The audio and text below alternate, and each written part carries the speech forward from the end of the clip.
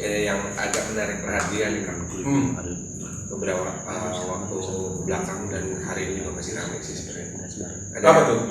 Ada yang membuat, ada masuk di pikiran agak lumayan ini sih, ada lumayan kencang peristiwa meninggalnya salah satu artis yang bisa kita sebut teman-teman juga mungkin udah tahu, Vanessa Angel dengan suami Bibi itu, Bibi ya suaminya Vanessa Angel.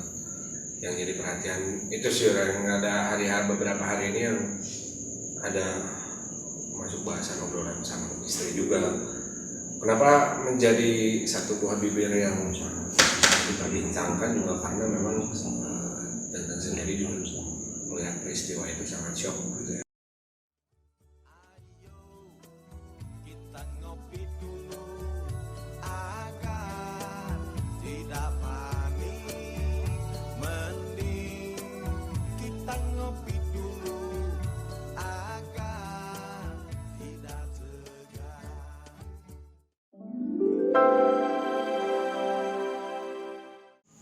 Assalamualaikum, selamat datang kembali di Ngopai Podcast bersama saya Fauzan. Alhamdulillah teman ngopai kali ini Kang Tenten.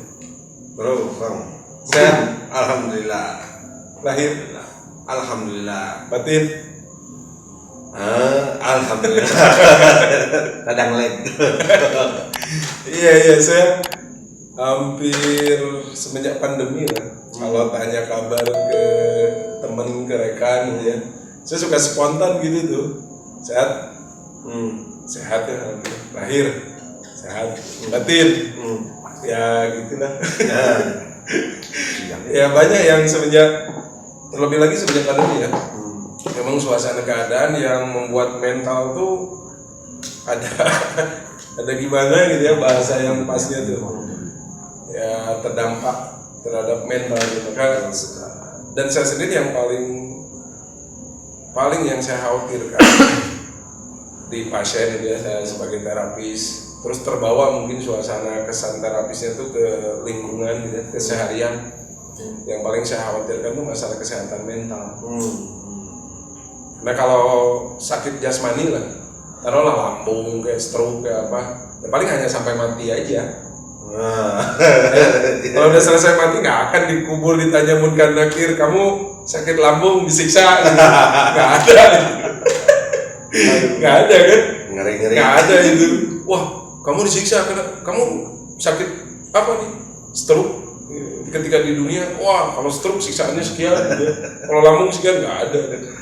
Tapi kalau sakit mental, pengaruhnya itu kan ke karakter, ke emosi. Betul. Ya, emosi marah, emosi sedih, down mental, nanti kan efeknya tuh ke perilaku, termasuk kayak apa ya, selisih, ribut, sensitif, akhirnya mudah fisik gitu ya, termasuk KDRT ya, suami istri suami, ya sampai nggak sedikit saya paling nggak kuat kalau udah dengar berita nih suami siksa istri, istri siksa suami, bahkan bukan yang sekedar siksa, sampai dibunuh, nggak cukup dibunuh aja, dimutilasi. Karena itu kan sakit mental gitu. Cuman yang miris itu kan suami siksa istri, istri siksa suami orang. Pelampiasan itu siksa suami orang. Nah itu makanya saya suka tanya, saya terlebih lagi semenjak pandemi itu. Sehat? Gimana kabarnya Kang? Sehat? Alhamdulillah sehat. Jasmani? Ya. Mental? Hampir merata tuh, dia diam dulu tuh. Ya insya Allah sehat. Makanya tadi pun saya tanya gitu. Insya Allah ya sehat jasmani rohani termasuk mental. Alhamdulillah disyukuri, Ini kenapa kayak kesannya kayak down gitu? Ya biasa kan, kemarin ya sambil ngobrol aja lah. Ya, mau cerita sedikit. Jangan ngopai itu ngopi dan ngobrol santai. Betul, ngopi dulu. Yang agak menarik perhatian kan. Beberapa waktu belakang dan hari ini juga masih ramai sih sebenarnya. Apa tuh? Ada yang membuat, ada masuk di pikiran agak lumayan ini sih, ada lumayan kencang peristiwa meninggalnya salah satu artis yang bisa kita sebut teman-teman juga mungkin udah tahu, Vanessa Angel dengan suami. Bibi ya suaminya Vanessa Angel yang jadi perhatian itu sih, yang ada beberapa hari ini yang ada masuk bahasan obrolan sama istri juga. Kenapa menjadi satu buah bibir yang diperbincangkan juga karena memang Tenten sendiri juga melihat peristiwa itu sangat shock gitu ya, apalagi sebelum kejadian kecelakaan kemarin terjadi. Kita sempat melihat tuh salah satu konten Vanessa Angel dengan suami di salah satu podcast artis juga lah ngobrol di YouTube. Nah, memang di luar kan framing pemberitaan yang sebelumnya agak memakan ini juga ya, memakan perhatian publik juga dari sebelumnya, dari Vanessa Angel tersendiri sampai menikah. Banyak lah kita mencerna banyak berita-berita miring. Tapi ketika ngeliat salah satu podcastnya itu, saya dapat satu pelajaran yang sangat berharga dari mereka. Kita nggak usah ngobrolin kontroversinya dulu kayak gimana. Tidak itu sudah tidak dibincangkan. Tapi saya ingin menceritakan bahwa saya bareng istri ketika ikut podcast itu, saya dapat satu catatan yang menarik dari pengalaman saya itu dengan suami. Di luar pemberitaan yang ada yang sudah terjadi pada mereka dulu, saya melihat ada satu kisah menarik dan satu kisah manis dari mereka berdua. Di mana cara nge-treatnya Bibi dengan Vanessa. Begitupun Vanessa, saling berketergantungan, saling bisa dibilang mereka tuh sangat amat mesra gitu kalau saya lihat gitu. Gimana cara memperlakukan satu sama lainnya sangat manis gitu. Dan dapatlah satu pelajaran bahwa ternyata di luar pemberitaan yang dulu seperti apa. Ketika kita mengenal lebih dekat kita juga bisa mengambil pelajaran yang berharga dari mereka berdua. Kemarin dapat berita, melihat scroll di sosmed, ternyata dua-duanya meninggal di tempat pula, kecelakaan pula. Terus anaknya pun ada di situ. Dan ya shocknya kenapa? Karena yang pertama itu sebelumnya udah lihat konten mereka ngobrol-ngobrol, melihat kemarin kecelakaannya seperti apa, sangat miris. Terutama saya sama istri saya udah berkeluarga kan, udah punya anak, melihat anaknya ditinggalkan dengan kedua orang tuanya seperti apa. Saya juga jadi melihat ke saya pribadi bareng dengan anak, gimana lah ya usia kita nyampe nggak untuk menemani anak ke depan. Dan saya dua orang anak saya mudah-mudahan nyampe dan berkaya umurnya. Tapi kematian kan ada yang tahu ya. Yang jadi nampak betul lemes sih. Iya memang. Dalamnya tuh nampak betul suara lemes gitu. Tapi beberapa hari bahasan saya sama istri itu ngobrolin itu, pemberitaan itu. Yang pertama, kenapa yang jadi agak kurang enaknya adalah saya membaca pemberitaan di sosmed lah, terutama yang ketika beberapa hari ke belakang kan masih hangat tuh kan. Bahkan saya ketika dapat berita itu ngecek sosial medianya masing-masing, ternyata 6 jam sebelum kejadian masih sempat story IG. Dan ya ketika pemberitaan udah ramai, udah bikin story gimana. Miris gitu, kematian tuh berasa di depan banget, di depan dalam arti kita tidak bisa menolak, tidak bisa request, tidak bisa apapun ketika udah takdirnya meninggal di situ dalam keadaan yang ya sudah kelihatan potensi seperti itu. Agak itu yang bikin energi turun tuh ketika pemberitaannya nggak ada sensor kan. Saya ngeliat foto dan video ketika mengekspos kejadian pas di kecelakaannya, melihat tuh tanpa sensor yang Vanessa Angel dengan suami. Aduh, tambah miris lagi, apalagi ngeliat anaknya nggak lupain. Benar-benar menarik sekali. Ya mudah-mudahan sih kita semua dijauhkan dari segala mara bahaya, utamanya yang berkeluarga gitu. Saya miris ngeliat. Mudah-mudahan ya kita doa semua untuk yang ditinggalkan diberi kesabaran dan meninggal juga diberikan tempat terbaik. Gitu Kang. Gimana nih Kang? Kematian Kang? Aduh. Saya jadi. Iya. Jadi apa ya, suasana hati kayak nggak nyaman, down betul gitu ya. Ketika mendengar kabar tentang kematian yang seakan-akan mendadak gitu ya. Betul, sangat mendadak. Seakan-akan mendadak, terus dramatis lagi. Betul. Dengan postingan-postingan yang fotonya tuh dalam kondisi yang dramatis seperti itu ya. Betul. Jadi tolonglah buat teman-teman atau siapapun yang mengambil keuntungan dalam kejadian sampai meninggal, janganlah. Kita juga nggak enak kalau misalkan jadi keluarga korban kayak gitu. Medis kan? Iya, saya sendiri dapat sih kabarnya pas ketika buka sosmed tuh.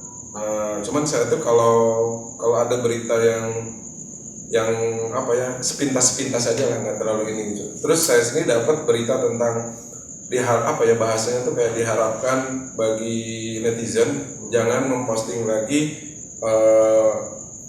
keadaan di TKP. Saya lihat juga ada sih, cuman saya nggak terlalu apa ya gitu mencari tahu dan sebagainya. Memang pemberitaan tuh kayak seakan-akan drama, bukan seakan-akan ya, memang dramatis sebenarnya. Memang dramatis. Lalu dengan pemberitaan banyak, ya itulah sosmed ya. Dengan sosial media sekarang ini seakan-akan nggak terbendung lah sesuatu tuh. Ya, sangat membanjiri betul, yang membuat kalau ada suasana yang nggak enak kayak penuh gitu di pikiran, dan nggak terfilter betul ya antara tampilan fotonya, gambarnya dan sebagainya. Jadi yang terasakan daunnya tuh kayak teringat langsung, mati tuh iya ya, pasti ya, dan kapan-kapannya nggak tahu. Yang seakan-akan masih lama, masih panjang, terus jadi bahasan dengan istri gitu. Nampak betul tuh daunnya sampai suara pelan gitu, lemes. Serius, ketika ngomongin lagi tentang ini tuh langsung keingatan muka anak, gitu, muka istri, muka orang tua. Gimana ya kan, kematian kita nggak pernah tahu kalau yang misteri udah seperti itu. Jadi nah ini nih mumpung sama Kang Paula, gimana Kang harusnya tuh memaknai atau mengingat kematian itu tuh harusnya kayak gimana sih ya? Ya kalau kata Nabi sendiri, kita ini memang diperintahkan ya, dianjurkan ya untuk selalu sering banyak mengingat kematian. Kata Nabi itu orang yang cerdas, justru malah definisi cerdas itu kalau kata Nabi orang yang banyak mengingat kematian. Orang secerdas apapun secara duniawi, tapi kalau dia nggak suka, nggak sering banyak mengingat kematian, dia bukan orang yang cerdas. Kata Nabi kan gitu. Orang yang cerdas itu adalah orang yang banyak mengingat kematian dan sibuk mempersiapkan bekal untuk kehidupan setelah kematian. Karena di dunia ini tidak ada yang pasti. Sampai kayak gitu kata ulama. Yang pasti itu hanya satu, mati. Dan kematian tuh memang betul-betul nggak tahu kapan-kapannya tuh. Ya itu kan udah pasti, dan kita bisa lihat sendiri lah secara objektifnya. Ada nggak manusia, makhluk yang sampai detik ini ya, yang jabatannya tinggi, fisiknya kuat, backingnya banyak, pasukan dan sebagainya, ada nggak yang abadi, yang nggak meninggal? Nggak ada. Nah maka itu tuh sesuatu yang pasti, kenapa kita nggak selalu dipahami? Justru sesuatu yang tidak pasti selalu kita kejar-kejar mati-matian gitu. Nah itu yang membuat kita menjadi sering shock tuh, karena kita nggak mempersiapkan perkara itu, nggak selalu mengingat perkara itu, nggak memahami bahwa perkara itu tuh pasti, lalu sibuk menyiapkan. Ya kan gitu, sehingga jadi seakan-akan kayak shock, kaget. Ketika sebelumnya kita terlalu sibuk perkara-perkara yang tidak pasti dan yang akan ditinggalkan, sampai akhirnya lupa kepada perkara yang pasti. Akhirnya kayak kaget, shock. Wah, artis aja mati. Kan tadi tuh bahasanya gitu. Seakan-akan kalau artis tuh gak akan mati. Kenapa? Karena terkenal dan banyak uang. Padahal mah juga mati. Padahal sebenarnya juga mati. Nah itu masalah di memahaminya. Sesuatu nih, kalau dalam bahasa hakikat tuh setiap perkara di dunia ini, apa yang sudah Allah tetapkan akan terjadi, pasti terjadi. Ya, kematian, jodoh, rezeki dan sebagainya, sakit, sehat, panas, dingin, perang, damai, itu tuh secara hakikat tuh apa yang sudah Allah tetapkan terjadi pasti terjadi. Dan itu dalam satu keterangan tuh 50.000 tahun sebelum menciptakan dunia, apa yang Allah kehendaki terjadi pasti terjadi. Bukan cuman itu, apa yang pasti itu. Yang dikehendaki itu kita ada kecerdasan dalam menyikapi sesuatu yang terjadi. Misal kayak semacam tadi kematian, kalau kita memahaminya benar, ya ilmu untuk memahami suatu perkara yang pasti, apalagi kita nih sebagai muslim, pastilah dari agama ya, dari Quran, dari Nabi, dan dikatakan kan bahwa kematian itu sesuatu yang pasti. Lalu kematian itu adalah pintu kita nih loh keluar dari dunia. Sedangkan dalam keterangan yang lain bahwa dunia ini adalah penjara bagi orang yang beriman. Nah, semua orang yang di penjara pasti ingin segera keluar. Ya kan gitu. Kenapa dunia ini penjara bagi orang beriman? Karena ada aturan, nggak boleh begini, harus begini, nggak boleh begini, harus begini. Karena nanti konsekuensinya tuh kalau melanggar nanti hasilnya begini, kayak begini. Nah, kan bagi orang beriman gitu kan. Tapi bagi orang yang nggak beriman, ya dunia ini kayak seakan-akan surga yang bebas, lepas, nggak ada aturan dan semuanya sesuka-sukanya aja di luar batas tuh. Maka kalau melihatnya dari situ, ya berarti harusnya senang dong. Dengan mati itu berarti kita keluar dari dunia, sedangkan dunia ini adalah penjara. Nah, kalau memahaminya dari situ, bahkan kematian itu senang sesuatu hal yang dinanti-nanti. Seperti perumpamaannya ketika kita sedang berpuasa, khususnya puasa Ramadan lah, ya, puasa sunat agak berat. Kalau puasa Ramadan lah, mungkin ya insya Allah lah, puasa Ramadan puasa lah, gitu ya. Nah, salah satu yang paling dinanti ketika berpuasa apa? Azan maghrib. Bahkan jadi favoritnya ketika bulan Ramadan itu adalah azan maghrib. Betul, dari semua waktu. Dari semua azan dan semua waktu yang paling disenangi, yang paling favorit itu adalah azan maghrib. Karena itu menunjukkan untuk berbuka. Dinanti ditunggu-tunggu kapan ya masih lama ya, kapan ya masih lama ya. Nah, ketika dia sambil menanti azan maghrib, waktunya berbuka, dia kan sibuk menyiapkan hidangan untuk santap ketika berbuka. Ya kan seneng ini sampai jam 4 serasa lama di sana. Aduh, ini udah apa dulu tuh waktu kecil tuh saya kolak rujak cuka itu udah khas Ramadan. Ya. Kolak rujak cuka, sop buah kalau sekarang sop buah, jus plus bala-bala gorengan dan sebagainya itu. Ya kan gitu nih. Wow, nanti seneng dia sambil dikumpul-kumpulin terus santapan untuk berbuka tuh. Dan itu menjadi seakan-akan dari suatu keharusan berbuka dengan banyak hal. Nah, kalau memahaminya ke situ, kematian pun sesuatu yang dinanti-nanti. Ketika Anda dengar kematian, saya kapan ya? Ketika giliran antrian, wah, saya kapan ya? Nah, sambil masa penantian itu, dia menyiapkan bekalnya ketika untuk sampai akhir waktu kematian itu tiba. Itu bekal untuk kehidupan setelah kematian. Lain halnya kita menunggu azan maghrib kalau tanpa kita menyiapkan hidangan apapun. Sedih nelangsa. Sedih aja cuma minum air putih aja. Ya sedih kan. Nah, begitu juga seperti itu. Maka yang memahaminya itulah pemahaman ya, cara penyikapan lah, kecerdasan dalam menyikapi satu perkara. Seperti gini. Seperti gini. Siang malam, hujan, panas. Kita ini kan udah ya manusia punya akal. Ketika malam apa kita jadi panik kan? Enggak. Kenapa? Itu betul.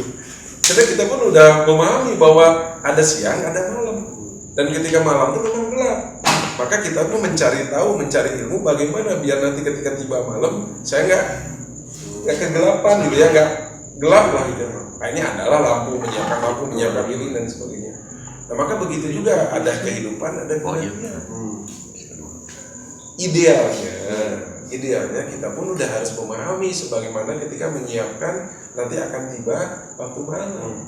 Menyiapkan lampu, menyiapkan cahaya lah istilahnya semuanya. Nah, akhirnya enggak. Ya, tentu pernah enggak? Aduh, iya ya waktu malam nanti tiba ya. Lalu kaget, shock gimana? Kan udah enggak.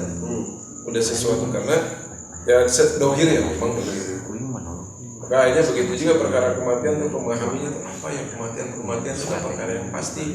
Lalu bagaimana saya untuk memahami kematian ini? Apalagi kita orang Islam meyakini akan ada kehidupan setelah kematian dan masa depan yang sesungguhnya tuh ya kehidupan setelah kematian. Dunia ini kan singkat betul, singkat padat betul. Nggak tahu besok lusa dan sebagainya. Dalam keterangan tuh malaikat pencabut nyawa tuh mendatangi setiap orang kurang lebih 70 kali dalam satu hari. dalam satu hari. Ini udah layak dipanen belum ya? Ini udah layak dipanen belum ya? Coba 24 jam dibagi 70 kira-kira per berapa menit tuh? Ini udah matang belum ya? Kalau misalnya apa buah itu apa? Ini udah panen ya, udah layak dipetik belum ya? Ya kan 70. Maka ya tinggal mempersiapkan. Lalu salah satunya hikmahnya kata ulama, mengingat kematian tuh biar kita ini tidak stres untuk urusan dunia. Angan-angan kita pengen seperti ini, pengen itu, pengen ini, pengen itu. Oh iya ya, kenapa saya harus merasa stres sedih karena belum mendapatkan perkara itu, perkara dunia. Ya kan memang saya akan mati dan nggak tahu besok lusa. Wah, besok lusa juga ini. Bener Kang, makanya kenapa pada akhirnya ketika kemarin dipikir-pikir ketika melihat kejadian itu seakan problematika kehidupan yang ada di pikiran lenyap seketika ketika mengingat kematian itu berasa nyata di depan mata. Tidak ada kemarin pikiran ngeluh anu lupa semua dengan kejadiannya itu mengingat kematian walaupun ya kita mempelajari kematian kan lewat orang datang lewat orang lain nggak mungkin kita untuk kita mati mempelajari kita sendiri kan nggak mungkin juga, tapi melihat kematian orang lain yang ada di sekitar kita harus belajar mengambil itu. Terus ini Kang yang mau saya tanya balik lagi nih ya, saya mengambil pelajaran ini biar kita sama-sama juga belajar sih sebenarnya kejadian yang menimpa ya kemarin gitu biasanya suami. Alam kubur bukan alam kubur dengan alam kubur itu berbeda. Kalau kuburan tuh ya tempat jasadnya tuh. Tapi kalau alam kubur tuh beda, bukan di situ. Nah ini saya teringat lagi masalah dulu ketika ada dulu tuh berita tentang jeritan alam kubur itu yang di Siberia itu. Ya rekaman suara itu ya. Itu tuh di Siberia itu tuh. Nah itu pernah dibahas kita nih waktu itu dengan temen tuh. Kalau didengar selewat gitu maksudnya tidak dengan mengkaji dulu ini gimana, cuma dengan dari dengar sepintas aja udah ada ke hati dia. Ya. Nah itu maka ada yang nggak sedikit tidak mempercayai alam kubur. Ya, baru Allah buka sedikit, baru Allah buka sedikit pintu hijab, suara siksaan alam kubur tertangkap oleh suatu alat gitu ya. Itu saya dapat kabarnya tuh bahkan yang ilmuwan yang ateis pun sampai dia ada yang stres tuh. Sampai ada yang stres, ada yang gimana tuh. Nah maka waktu itu pernah dibahas dengan temen tuh. Jadi bahasannya tuh bahwa setelah meninggal tuh itu ada dua alam. Ya, sebelum alam mahsyar, alam nanti akhirat selanjutnya tuh, alam kubur tuh. Bagi ruh orang beriman itu Allah tempatkan tuh di Iliyin. Iliyin tuh di atas. Jadi di terasnya langit pertama. Alam kubur, alam barzakh. Tapi bagi ruh orang yang tidak beriman itu ditempatkan di sijin. Sijin tuh makna kata lainnya tuh penjara. Tempatnya tuh di kerak bumi. Nah maka ketika penggalian itu sampai ke kerak bumi itu Allah buka sedikit pintu hijab tadi, lalu tertangkap kamera itu. Nah akhirnya wah ini kayak gitu tuh. Nah itu masalah tadi kembali kubur. Jadi kembali lagi masalah tadi tentang kematian memang tergantung kita menyikapinya ya. Kalau kita menyikapi dan sebagai orang muslim kita nih sesuatu ilmu pemahaman yang benar itu pasti dari agama. Nah dikatakan dan dari agama dari Nabi ya. Kata Nabi itu ya bahwa dunia ini tempat penjara bagi orang beriman. Kalau memahaminya benar, dunia ini penjara. Berarti harusnya kita ini senang kalau mati itu dalam tanda kutip ya. Karena kita akan keluar dari penjara. Tinggal kita bagaimana sibuk menyiapkan bekal untuk kehidupan setelah kematian. Kedua, kata guru saya nih, saya seneng tuh itu masih terngiang-ngiang sampai sekarang nih. Kita nih capek-capeknya berbuat baik di dunia ini nggak akan lama. Sakit-sakitnya di dunia ini nggak akan lama. Hanya sampai mati aja. Kalau besok lusa kita mati ya sudah selesai sampai besok. tapi kita akan senang selama-lamanya di akhirat. Perbandingannya capeknya dengan balasannya dalam mengusahakan bagaimana kita ini baik, dengan balasannya yang akan kita terima nanti di akhirat nggak sebanding. Bahkan dalam satu keterangan dalam satu keterangan ada orang selama hidupnya di dunia dari pertama lahir sampai mati, taruhlah durasinya 60 sampai 100 tahun, dia ini nggak pernah ngalamin kesusahan, terus dalam keterangan itu. Lalu di akhirat Allah celupkan sekejap saja ke neraka.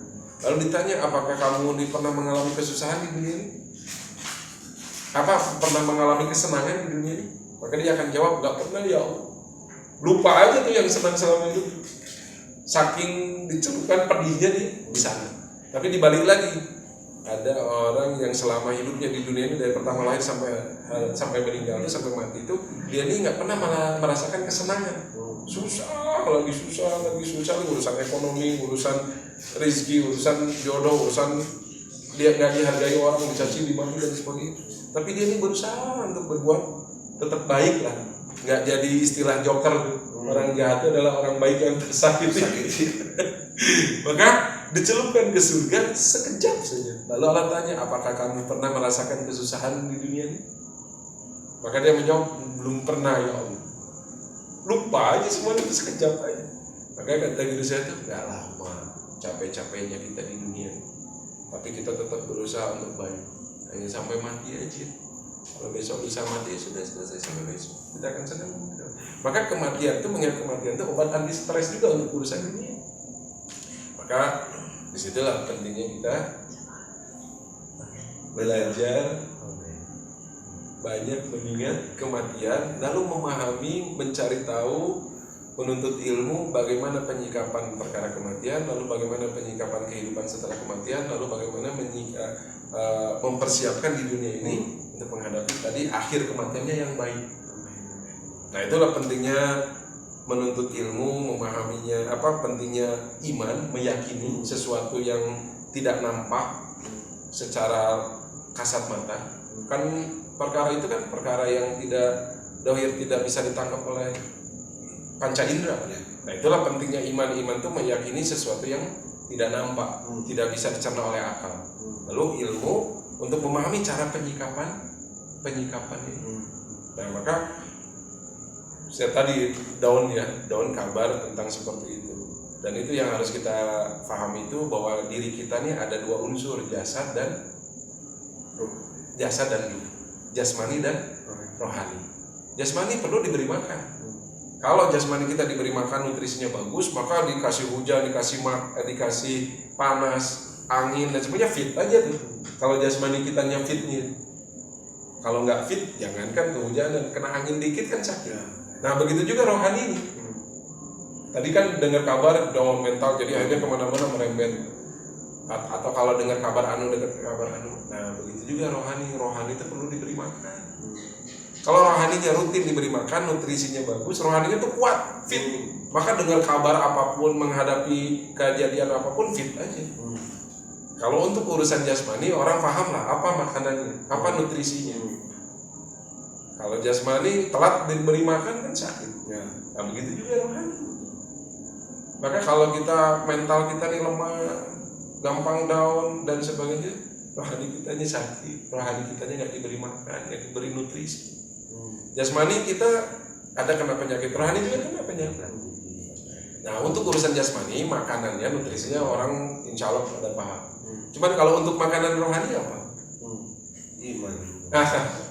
Jasmani itu dari tanah, maka makanannya itu segala sesuatu yang dari tanah. Ya, segala sesuatu dari tanah lah, dari dunia ini. Nah, rohani itu asalnya dari langit. Maka makanannya, nutrisinya, obatnya segala sesuatu yang dari langit. Firman Allah, sabda Rasulullah. Mendengarkan perkara kebaikan, bicara perkara kebaikan. Mendengarkan perkara kebaikan, bicara perkara kebaikan. Firman Allah, sabda Rasulullah, firman Allah. Maka hati kita ini termasuk untuk urusan kematian tadi. Sehingga mentalnya kuat, bisa strong dalam menghadapi situasi keadaan apapun, meskipun ya tetap ya kita ini lumrah lah, manusia ada lah rasa naik turunnya, daunnya, labilnya dan sesuatu. itu memang di satu sisi lumrah, fitrah. Maka hati itu memang bolak-baliknya tuh ya muqallibal qulub. Ya Allah yang membolak-balikan hati dari rasa senang ke sedihnya tuh kadang seringkali mungkin kalau nggak fit ya drastis aja udah mati. Belum senang sedih dong. Nah itulah pentingnya memberikan makanan juga nutrisi untuk rohani, bukan hanya sekedar makanan nutrisi untuk jasmani. Nah makanan yang rohani yang tadi firman Allah. Jadi kalau secara logika pun seharusnya kita nih memahami pentingnya perkara itu. Nah saya sendiri mudah-mudahan bagi ya almarhum khususnya yang kayak Vanessa Angel sama suaminya ya segala kekurangannya, kesalahan, kehilafan, dosanya karena kita ini manusia, kita sendiri, saya sendiri ya pasti masih banyak lah kesalahan, dosa, kehilafan dan sebagainya. Tapi harapan kita ini kan saling mendoakan ya. Kita doakan juga mudah-mudahan almarhum Allah ampunkan segala dosa, kehilafannya, kesalahannya. Allah terima amalannya, amalan kebaikannya meskipun sekecil apapun. Kalau Allah sudah ridho terima ya jadi ini aja.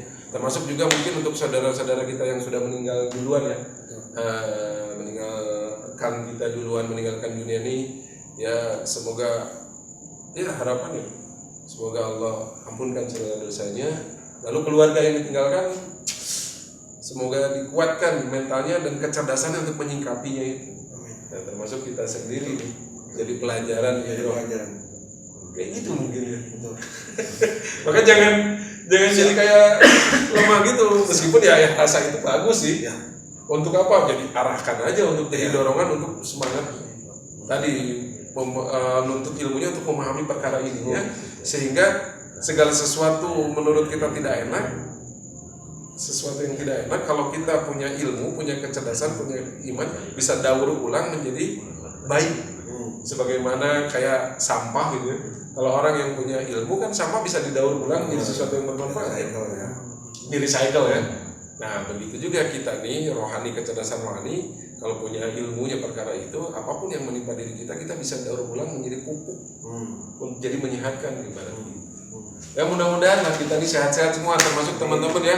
Sehat jasmani, sehat rohani, sehat mentalnya strong. Kasih makan jasmaninya, kasih nutrisi jasmaninya, tapi jangan lupa juga kasih makan dan nutrisi rohaninya juga. Gitu kan Didin? Siap. Ya. Terima kasih sekali kita sudah mendapatkan spirit dan pengalaman ini menjadi luar biasa. Mudah-mudahan doa untuk semuanya. Oke, gitu teman-teman. Ya, sampai situ dulu. Insyaallah lain waktu kita lanjut lagi ngopai sama Kang Denten. Assalamualaikum warahmatullahi wabarakatuh.